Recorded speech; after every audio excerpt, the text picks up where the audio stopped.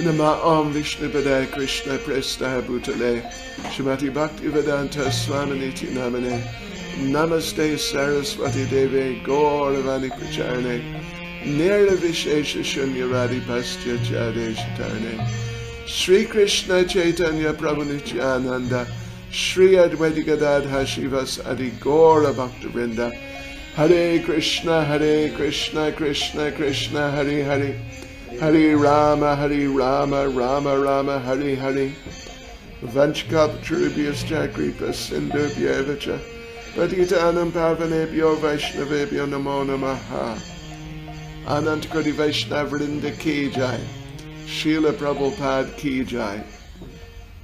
Right, yes. So we're going to go through this evening. The intention is the second section, which is from verse 6 to verse 11. Not a big section, but we've got time. We have some time. We have actually, to finish Bhagavad Gita, we have this week, the following, and then the third week. So we got 3 full weeks, including today, to finish the entire Bhagavad Gita. Chapter 18 is very big, so that'll take at least a week, or even maybe a day or two more than a week. Yeah, we'll see how it goes.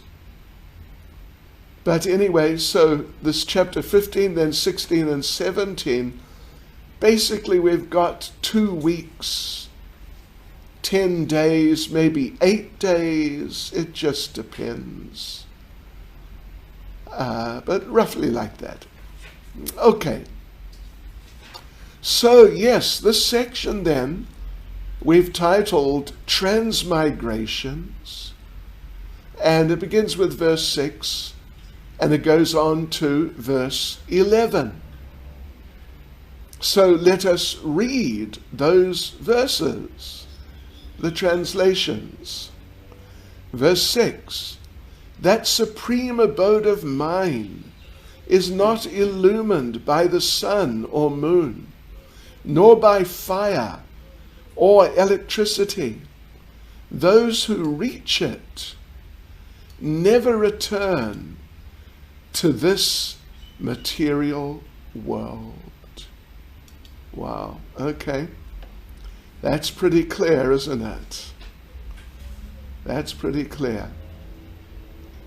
Okay, now verse 7. The living entities in this conditioned world are my eternal fragmental parts. Due to conditioned life, they're struggling very hard with the 6 senses, which include the mind. Yeah, 6 senses which include the mind. Just a sec here. All right. Verse 8. The living entity in the material world carries his different conceptions of life from one body to another, as the air carries aromas. Thus, he takes one kind of body and again quits it to take another. Verse 9. The living entity, thus taking another gross body, obtains a certain type of ear, eye, tongue, nose, and sense of touch, which are grouped about the mind. He thus enjoys a particular set of sense objects, or tries to enjoy. Tries to enjoy. It's not easy in this material world. And I think you've noticed. Verse 10. The foolish cannot understand how a living entity can quit his body, nor can they understand what sort of body he enjoys under the spell of the modes of nature. But one whose eyes are trained in knowledge can see all this. Wow, yeah. This is all the process of transmigration in some detail. Very nice, very interesting. And verse 11. The endeavoring transcendentalists who are situated in self-realization can see all this clearly. But those whose minds are not developed and who are not situated in self-realization cannot see what is taking place, though they may try. Okay. So those who are in Purushottam Yoga, in other words, they can understand how these things are working. But others who are on the material level, it's such a mystery. It is just beyond them. Even generally, it's beyond those who have some idea that there may be something such as reincarnation, transmigration. It's a shame, isn't it? It's just amazing. Okay, just a sec, please.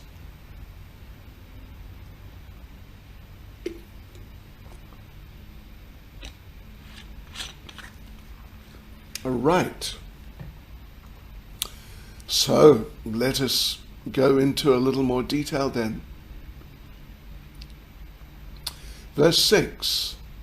That supreme abode of mine is not illumined by the sun or moon, nor by fire or electricity.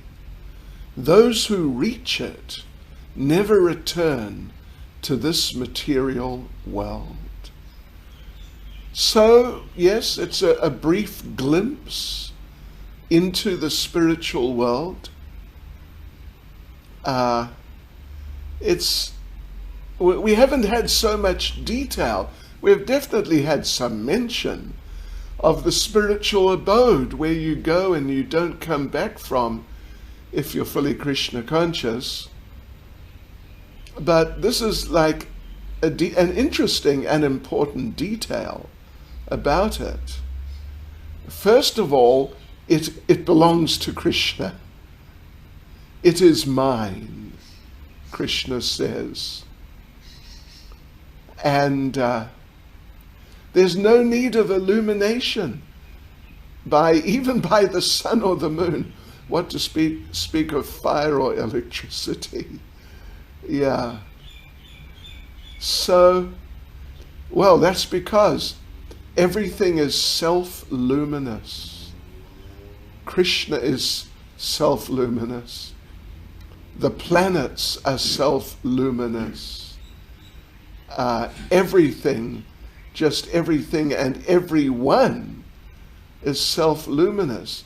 The gems, the jewels are self-luminous.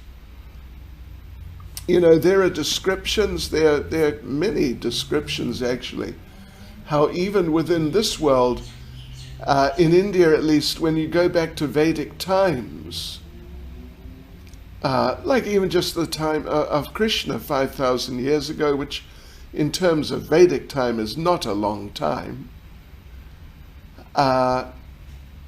So there were jewels which were self-luminous. Yes. And they say, I've heard at least, that they used to use those jewels in houses by positioning them in the walls, and then they would illuminate. And I heard that in the Red Fort in Delhi, there are, now of course there's none of the jewels left, don't worry about that. But I heard that there are kind of holes or little recesses in the walls in some places where such jewels were situated. Did you hear about that, Maharaj? Yes, it used to be, but now stolen all. Huh. But the symptoms are there still. The holes are still The there. holes are there. Most of them are stolen. Oh yes, of course. So you saw, Maharaj, the Yes. holes? Maharaj has been there, you know. I've been to India so many times. I first went in 76, so what's that? 44 years. I never been into the Red Fort.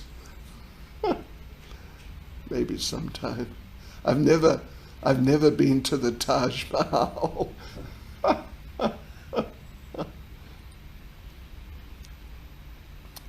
I went to the palace of the Maharaj of Bharatpur in Deeg. Did you ever go there? The palace? Dig I didn't there. I didn't go. Oh, you didn't go? Dig I didn't. It's nice. Parikrama we go there. Huh, yes. We went there once and did video. But if you're a foreigner, you have to pay more. Okay.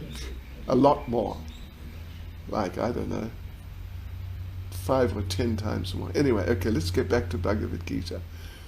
Right, so everything is self-luminous.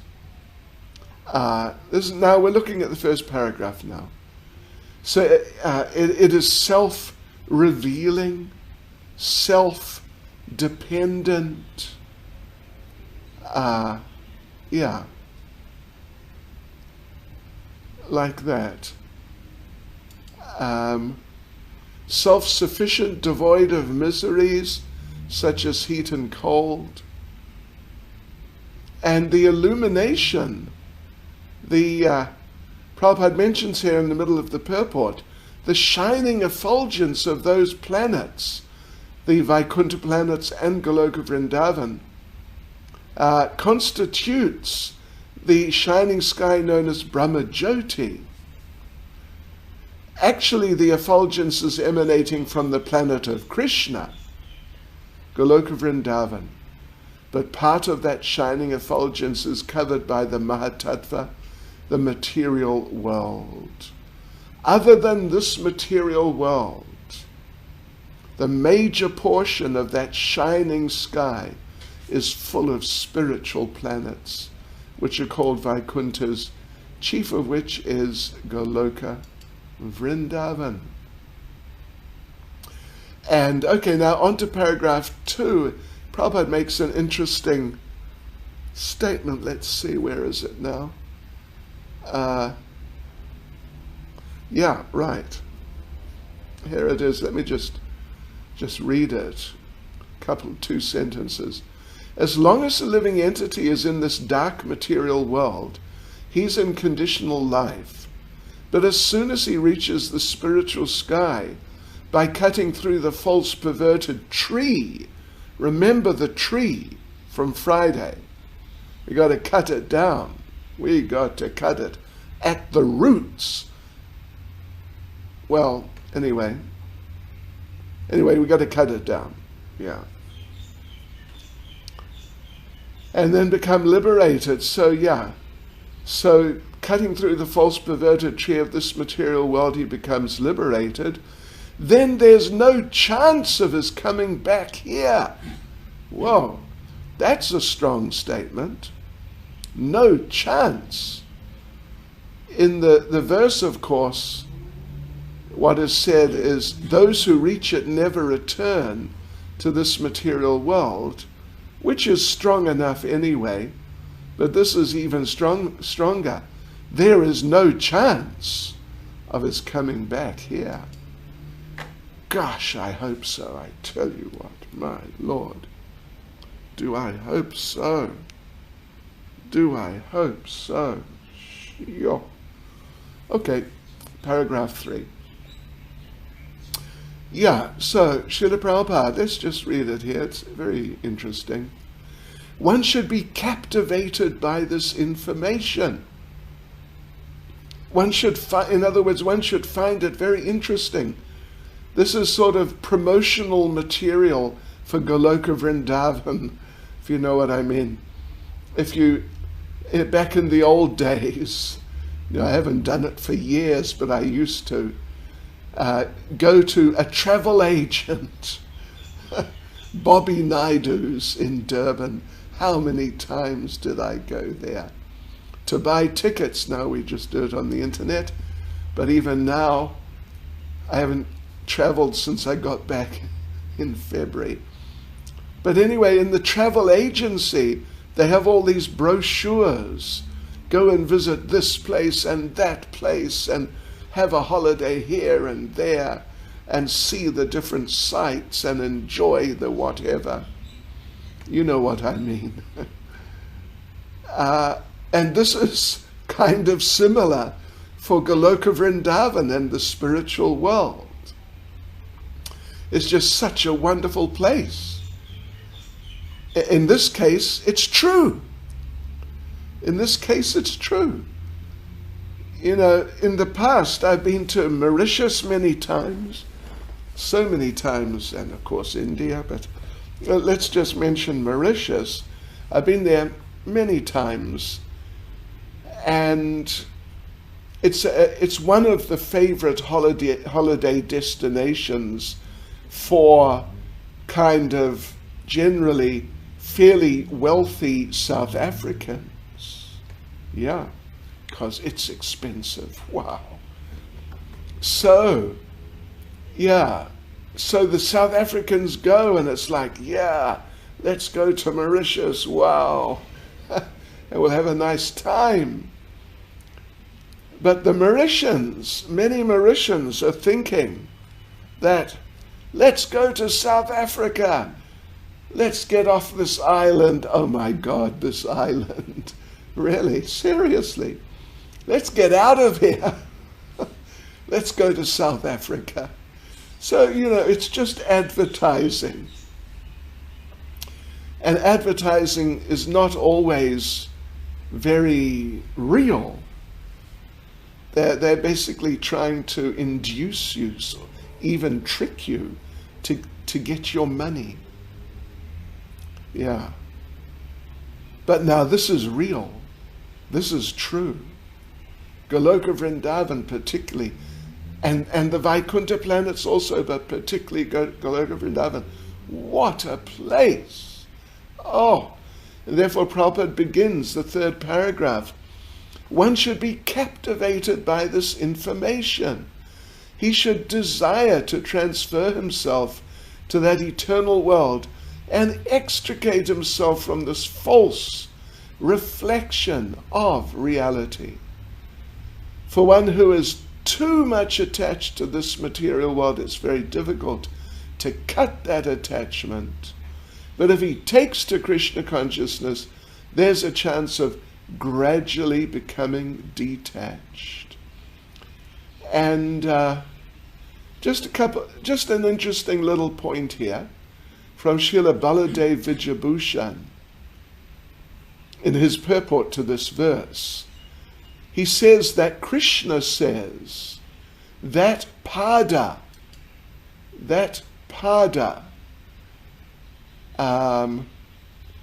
which means abode, actually. The pada means the abode, that place. That place. Just a sec. So that place includes my swarup, my form, which is full of all excellences. Though the sun and moon and light illuminate everything, they do not illuminate that form, Krishna's form. The Shrutis, Vedic scriptures, say that the sun does not exist there. That form of mine, Krishna speaking, cannot be lit by the sun, but rather that form which the sun cannot reveal illuminates the sun and all other luminaries. That's a good one, isn't it? That's a good one. Not only does the form of the Lord in the spiritual world, because here we're talking about well, particularly Goloka Vrindavan, not only does the form of Krishna not need the sun or some lighting or something like that, but actually the sun, etc., cannot light that form. Just like, in a sense, just like if we're in the middle of the day in a room like this room, and if the curtains are open and we switch on the lights, then nothing becomes lit up really anymore. Or particularly, at night, here now night is coming in Durban. At night, when it's actually dark, if you go outside with a candle, for example, or a torch, well, let's just say a candle in the middle of the night, and it lights up, it definitely helps. But in the middle of the day, you go out with a candle lit, it makes no difference. Just makes no difference at all. Zero difference. So similarly, the body of Krishna is so amazing and so effulgent that the sun cannot illuminate it, just like a candle cannot illuminate the daytime. Right. And rather, that form of the Lord illuminates the sun. It lights the sun up even brighter. Okay, so Prabhupada concludes the purport. One has to associate himself with devotees, those who are in Krishna consciousness. One should search out a society dedicated to Krishna consciousness and learn how to discharge devotional service. In this way, he can cut off his attachment to the material world. Okay. Well, actually, Prabhupada's not concluding the purport, sorry. Did I say that? No, just Prabhupada comments. It's just a comment. Excuse me. It's the second to last paragraph. All right, so anyway, let's carry on. We have a special question here for those of you doing Bhakti Shastri, based on this verse 6. But actually, we are referring here to a verse. It's a verse from Srimad Bhagavatam, 8th canto, chapter 24, verse 60. Canto 8, chapter 24, verse 60. Just give me a sec.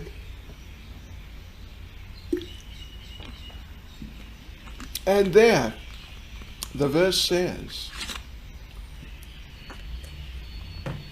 one who narrates this description of the Matsya incarnation and King Satyavrata will certainly have all his ambitions fulfilled, and he will undoubtedly return home back to Godhead.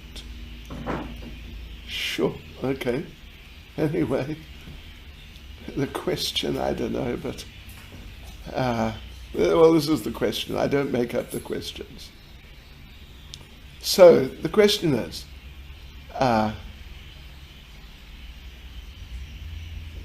we want you to cite a Srimad Bhagavatam verse that was mentioned in class, this verse here, about returning home back to Godhead. What was the verse? And of course it was Srimad Bhagavatam 8:24-60. Try and remember that if you can. Right ho, so on to verse 7. Yeah, and this is it's another, we've had a few, another verse, definitive verse, talking about the spirit soul. Verse 7, the living entities in this conditioned world are my eternal fragmental parts. Due to conditioned life, they're struggling very hard with the 6 senses, which include the mind. So Lord Krishna is saying, in effect, as that abode is mine, you are also mine, but you have forgotten. So yes, we are struggling. What a grand struggle it is in this material world. So, purport's, not short. Let's have a look here. So Srila Prabhupada begins the purport. In this verse, the identity of the living being is clearly given. So, in the first paragraph, Prabhupada's focusing on the statement here that we are fragments, fragmental parts of Krishna, not temporarily, but now also, we're also now fragments of Krishna. And we also have his qualities, fragmentally and eternally. Yeah. So the thing is this, of course there are many examples given. One example is given is the gold in a gold mine, and the gold in some gold jewelry or ornament like that. That the gold in the jewelry is no less valuable than the gold in the mine. Means qualitatively, it's not like it's a lower grade of gold. It's just as valuable per whatever measurement, per gram. It's as valuable as the gold in the mine per gram. But the difference is there in quantity. Oh, the difference. Really. So like this, if we want to understand Krishna, in fact, Prabhupada does make this point elsewhere really. If you want to understand Krishna, in one sense, you can just look at yourself. And at least you'll definitely get some good ideas about Krishna. You are conscious, he's conscious. You're a person, he's a person. You have feelings, he has feelings. You love, he loves. You have relationships, he has relationships, activities, form, etc., etc. All these things. So Prabhupada's focusing on this first paragraph, and again, so many times Prabhupada said it, but he says it again, that we have our personal individuality and a minute form of independence. Individuality and independence. Minute. Personal individuality, meaning we are definitely individuals, fully individuals. But we have little independence, not so much. Not so much. We already talked about that before. And so, of course, and Prabhupada explains, by misuse of that independence, we have arrived here in this world. So, Srila Prabhupada here, in this second paragraph, just past the halfway point, Srila Prabhupada quotes a whole lot of Sanskrit from Madhyandinayana Shruti. So, which means it is stated here that when a living entity gives up this material embodiment and enters into the spiritual world, he revives his spiritual body. And in his spiritual body we can see the Supreme Personality of Godhead face to face. He can hear, what? Yeah, he can hear and speak to him face to face and understand the Lord as he is. Yeah. You know, there's a nice description in this regard, very clear description, in the first canto when Narada Muni is telling his story, the story of his life, his previous life. He was the son of a maidservant, mother died when he was just 5, but then he went searching for the Lord. And practicing Krishna consciousness, and step by step, he came to the perfectional point. And then he died. He left his body.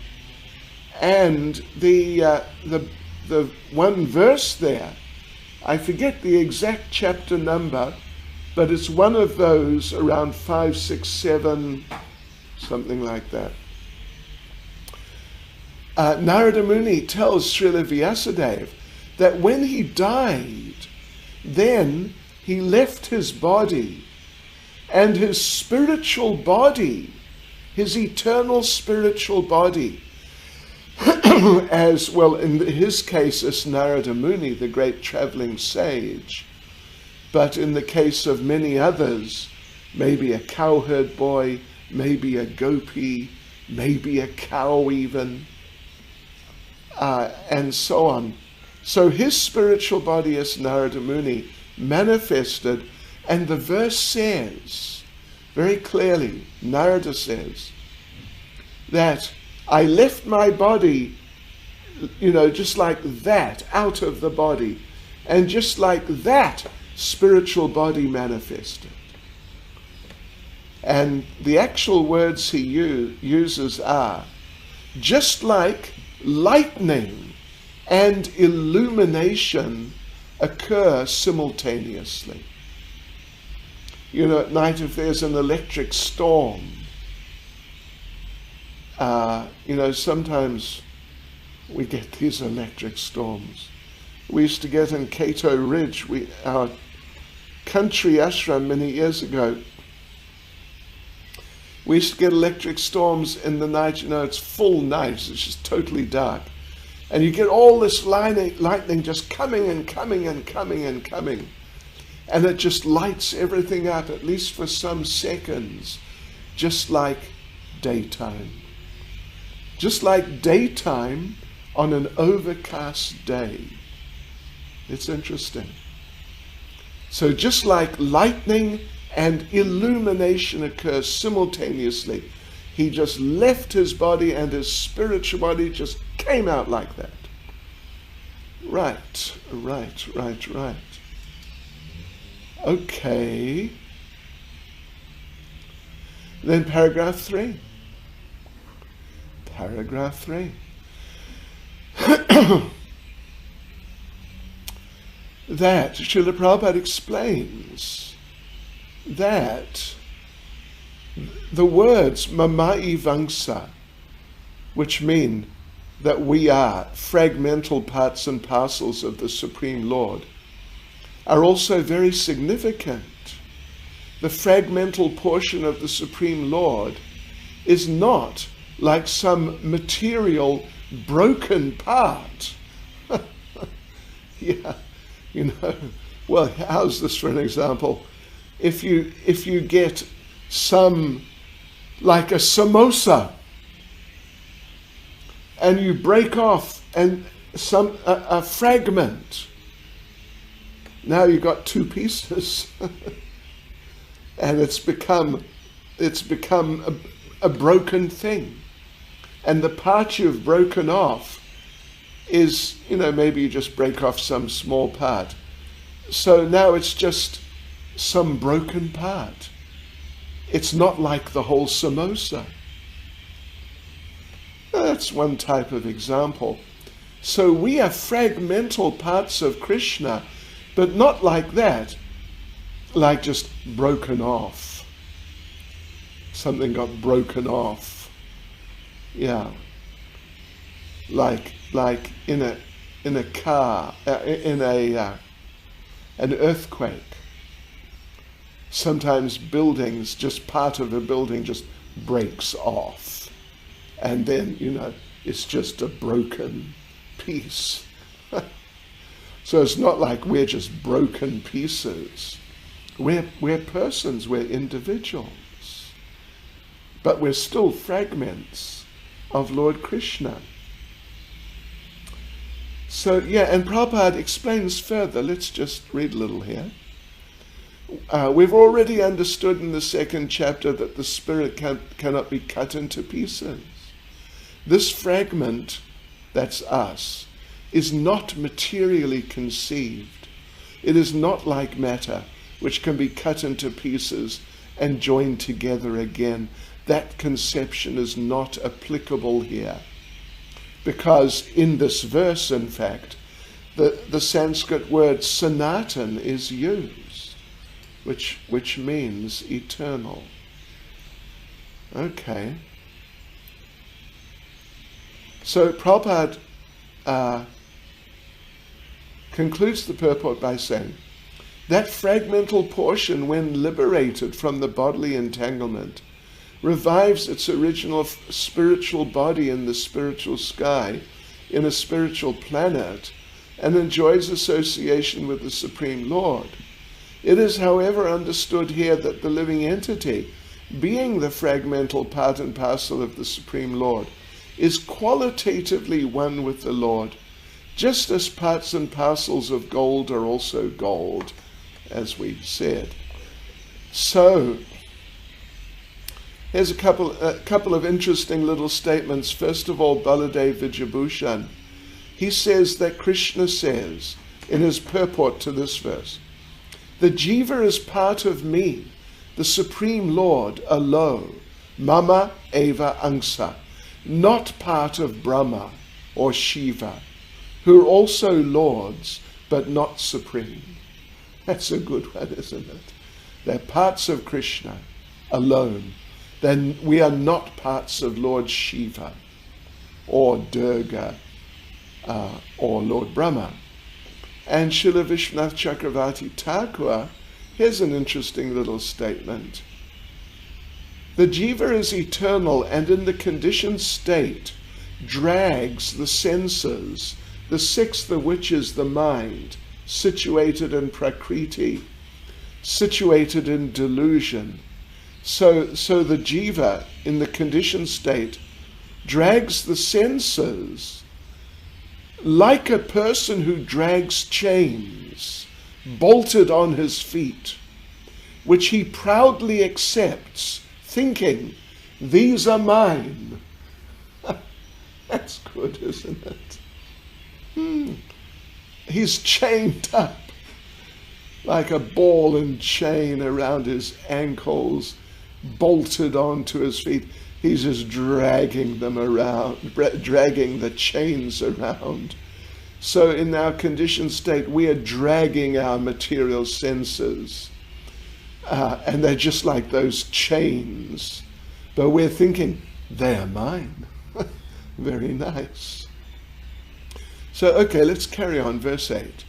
The living entity in the material world carries his different conceptions of life from one body to another, as the air carries aromas. Thus he takes one kind of body and again quits it to take another. So now verse 7, as we just said, it has explained how we're struggling. And actually Prabhupada mentioned that we're dragging our senses around like chains also. And we just read Vishwanath Chakravarti Thakur said, it's like we're dragging these bodies around. We're dragging the senses around. And that, in the Western hippie or youth colloquial language, we're dragging these things around, and it's a drag. It's a real drag. So 7 has explained how we're struggling like this. So here now, verses 8 and 9 are explaining some of the details of how we're being dragged by the senses. Yeah. So here, the idea, Lord Krishna is presenting the idea of the air. Air, of course, moves around. Yeah. And sometimes air, normally the air, it has no smell. Earth is the element which has smell. Yeah.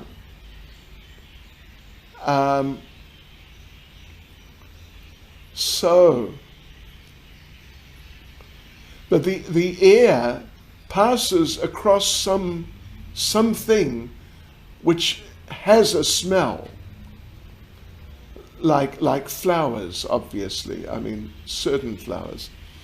Here, we used to have, maybe we'll get back again later on, we used to have what's called night blooming jasmine. It's closed during the day, there's no smell, but at night it opens up, and the smell is overpowering. You can smell it, strongly, at least 10 meters away, and more too. So it's not that the air has now got an odor, because air does not have that quality. But it is borrowed that smell. Yes. So like this, we are situated in these material bodies, and they have no life, they have no real identity, they have no real capabilities. Without the soul, they're dead bodies. But just like the air associates with something, it might be flowers, it might be some horrible rubbish, or, something, sewage even.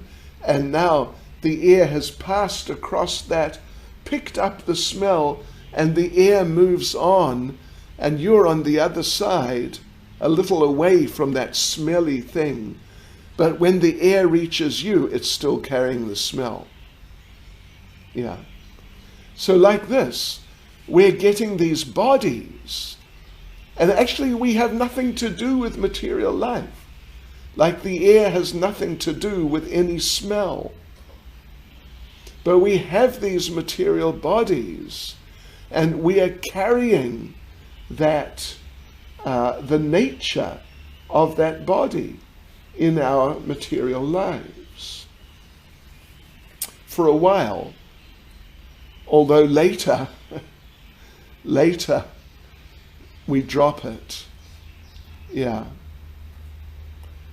Just as the air drops the smell, and if you go some 100 meters away or something, then it's quite possible that you may not smell the bad smell or the nice smell, because the air has dropped it after a little while. So the soul drops the body after a while and gets another.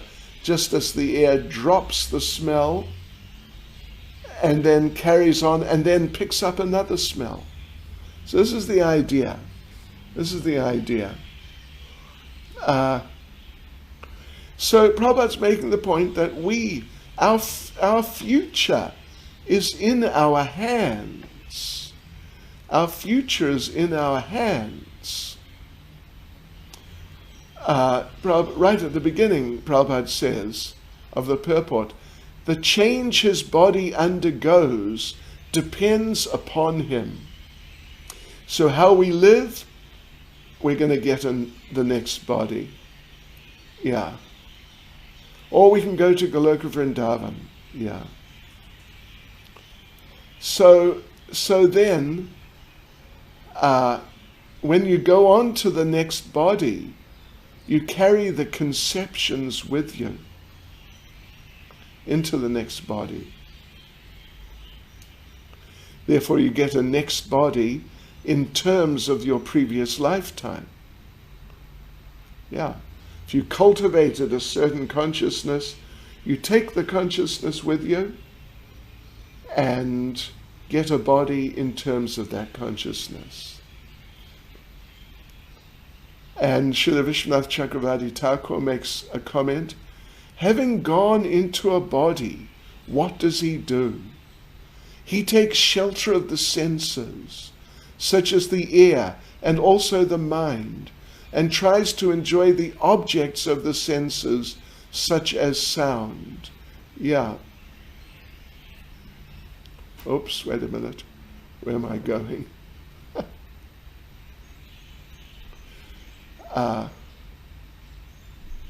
So verse 9, I'm sorry, I skipped on.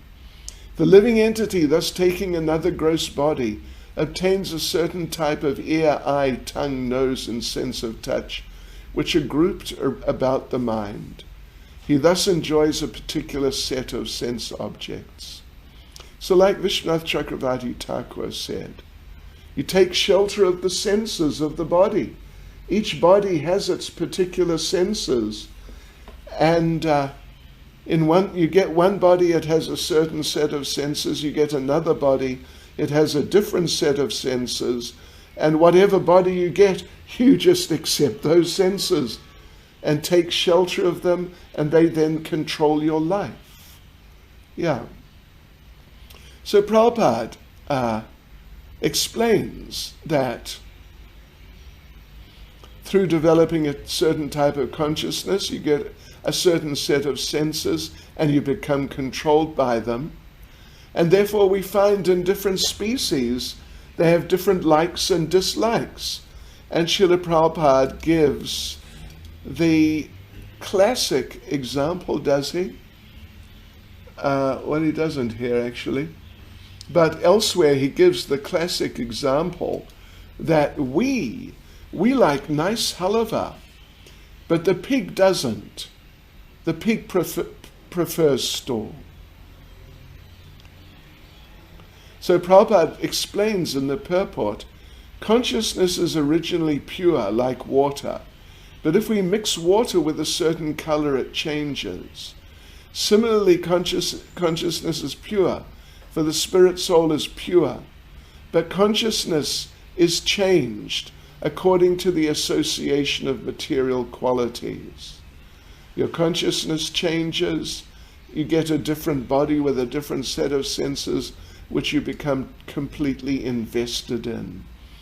And look, here's another special question for those of you doing Bhakti Shastri, based on this verse 9.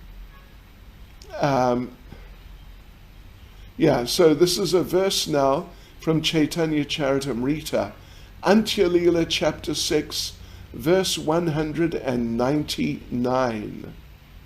Antya Leela 6, 199. Those who are attached to materialistic life and are blind to spiritual life must act in such a way that they're bound to repeated birth and death by the actions and reactions of their activities. So we want you to refer to this verse, Chaitanya Charitamrita verse, which we've just mentioned now, about repeated birth and death, which explains that those who are attached to what and who are blind to spiritual life must act in such a way that they're bound to repeated birth and death by the what and what of their activities.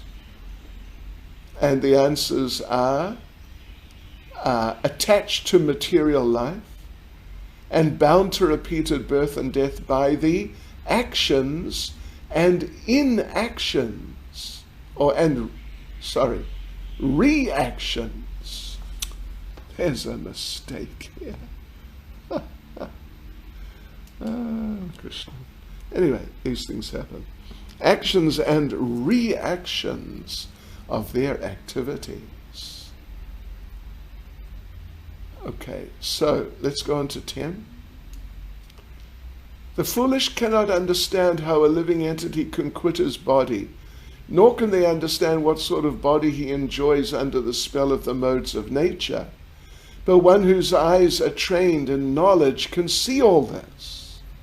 Yeah, this sort of point has been made in chapter 13, chapter 14 also. Training, education, hearing from authorities, learning how to practice Krishna consciousness or Purushottam yoga. This is essential. And if you do that, then you'll understand what is your position in this world. Who are you?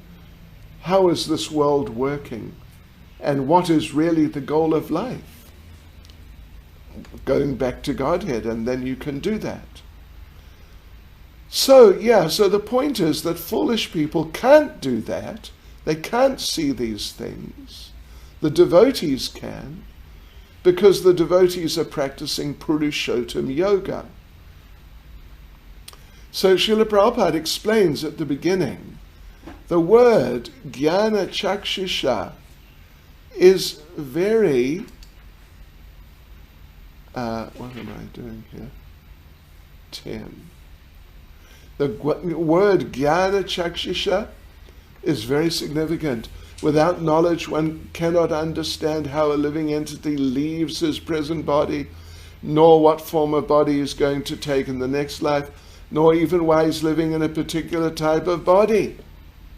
This requires a great amount of knowledge understood from Bhagavad Gita and similar literatures heard from a bona fide spiritual master. One who's trained to perceive all these things is fortunate. So we see how Prabhupada was giving that training again and again as just massive amounts of training in his books, in his classes, in his preaching. Just again and again and again, and it's just thousands of times, helping us to see what is the situation here and how we can get out of it by devotional service. And therefore Prabhupada concludes the purport by saying that those who are really developed in Krishna consciousness, they really try to give this knowledge to the ordinary people, the foolish people, who are struggling and just suffering in material life. For their conditional life is very much troublesome. Oh, my God, it's fantastic actually. So those conditioned people should come out of it and be Krishna conscious and liberate themselves to transfer to the spiritual world. All right, so verse 11. The endeavoring transcendentalists who are situated in self-realization can see all this clearly, but those whose minds are not developed and who are not situated in self-realization cannot see what is taking place, though they may try. Many people in material life are trying to figure out how to live better. Just like a few days ago, it's sort of still going on. There was the election in America, and maybe you sort of saw in the news some of the things happening. And there's so many people thinking, because now the president, it appears, is going to be a different man who, has a really different character, from Mr. Trump. And people are celebrating like, wow, this man's coming in. Life is just going to be wonderful. Little do they know, it's really going to be troublesome also. It's really going to be troublesome. Yes. So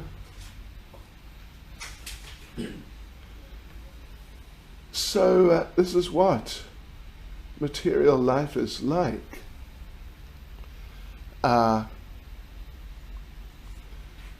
That if you're entangled on the material platform, and Prabhupada explains, even if